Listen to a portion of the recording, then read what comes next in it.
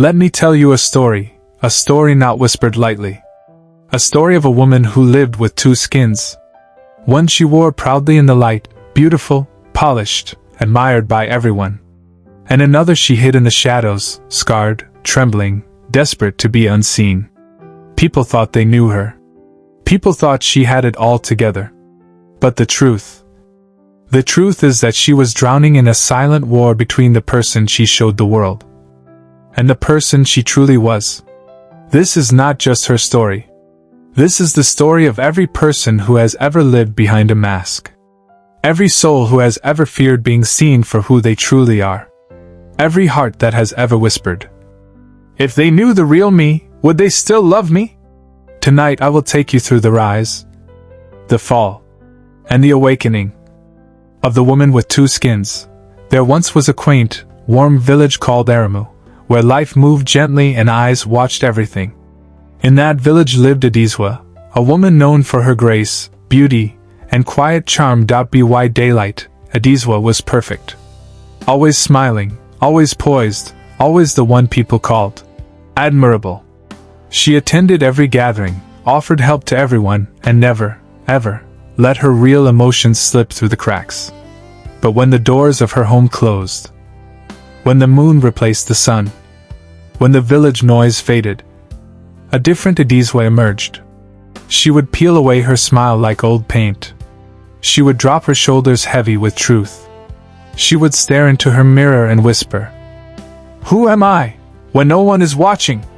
Because her perfection wasn't real. It was a performance. Adeséwa lived with two skins.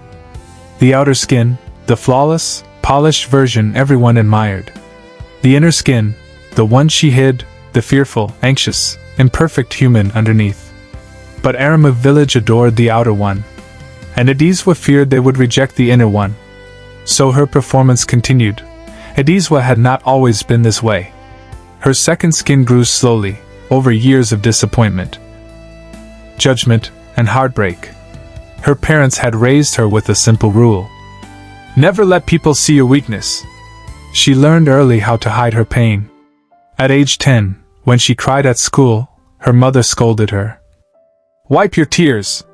People respect strength, not weakness." At age 16, when her first love betrayed her, she smiled at him and pretended it didn't hurt. At age 22, when she failed her first business attempt, she posted pictures online pretending she was thriving. Every wound she covered created a new mask. Every mask hardened into a new layer. Every layer became a new skin, until she did not know which one was real anymore. The village loved Adeséwa because she seemed strong, untouched by problems, always composed. But secretly, Adeséwa was terrified. Terrified that people would discover her flaws. Terrified that her real thoughts were too messy. Terrified that she would disappoint everyone if she showed the real her. So she perfected the art of hiding. She hid sadness with laughter. She hid fear with confidence. She hid loneliness with kindness. She hid brokenness with beauty. Yet every night, her inner skin cried to be free. One day, a traveler arrived in Adeséwa. His name was Adeséwa, a storyteller who had journeyed across distant lands. He was observant, quiet, thoughtful. The kind of man who didn't just look, he saw. When he met Adeséwa, he greeted her with a gentle smile. But his eyes did not admire her beauty like everyone else. They searched deeper, as if they were trying to read her soul. For the first time, Adeséwa felt something unusual. She felt seen. Adeséwa noticed the cracks in her perfect smile, the hesitation behind her laughter, the loneliness behind her eyes. He would say things like, "You look tired. You don't have to pretend with me. Let your eyes rest. They have been performing for too long." These simple words shook Adeséwa. No one had ever spoken to her like that. No one ever looked past her first skin. Adeséwa tried to avoid Adeséwa. He made her uncomfortable because he saw too much. But life has a way of exposing what we try to hide. Her hidden world began to crack. Her business started failing silently. Her finances grew worse. Her emotions became impossible to hide. Her strength weakened. Yet she pretended everything was fine. Until the day she collapsed during a village gathering. People rushed to her. They panicked. They tried to help. But Adeséwa cried, truly cried, in front of everyone. Her two skins collided. Her mask fell off. Her truth spilled out. Her heart screamed louder than her pride. The village watched in shock. Some whispered. Some judged. Some pitied. But Adeséwa simply stepped forward, placed a cloth over her shoulders, and said, "The weight you carried was never meant to be carried alone." After that day, Adeséwa disappeared from public view for a while.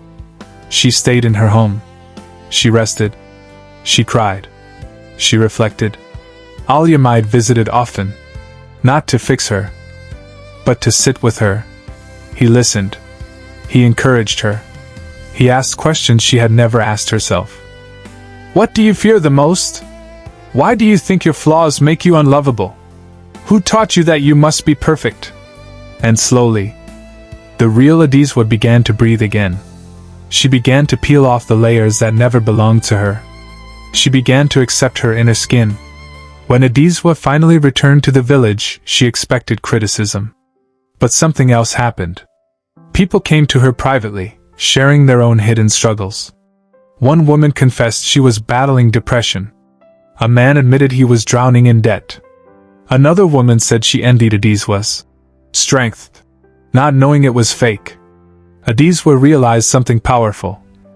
Almost everyone in the village had two skins. She was just the first to be exposed. Her weakness became a doorway for others to be honest. Adeséwa began living authentically. Not perfectly, authentically. She spoke about her struggles openly. She let people see her vulnerability. She cried when she needed to cry. She apologized when she was wrong. She rested when she was tired. And slowly, her inner and outer skin merged into one. A single, honest identity. The village saw the difference. This Adeséwa was warmer, freer, more relatable. People said, "You feel real now. You inspire me. Your truth gives me courage." One evening, Adeséwa said to her, "A mask may protect you, but it will also suffocate you. The world doesn't need your perfection. It needs your truth." Adeséwa asked, "Why did you stay when everyone else only loved the perfect me?" Adeséwa smiled. "Because your true skin was beautiful all along. You were simply afraid to wear it." The next morning, Adeséwa left the village. He had given his final lesson. Adeséwa now lives with one skin, her real one. She teaches young girls what her parents never taught her. That authenticity is strength, not weakness.